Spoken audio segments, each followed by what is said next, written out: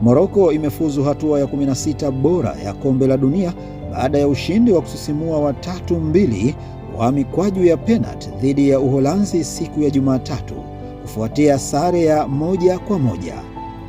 Ismail Saibari alifunga bao la ushindi kwa kupiga mpira kwenye kona ya chini ya kushoto, huku kipa Bart Verbruggen akienda upande tofauti. Morocco sasa itakutana na wenyeji wenza Canada siku ya Jumamosi mjini Houston katika pambano la kutafuta nafasi ya kufuzu robo fainali.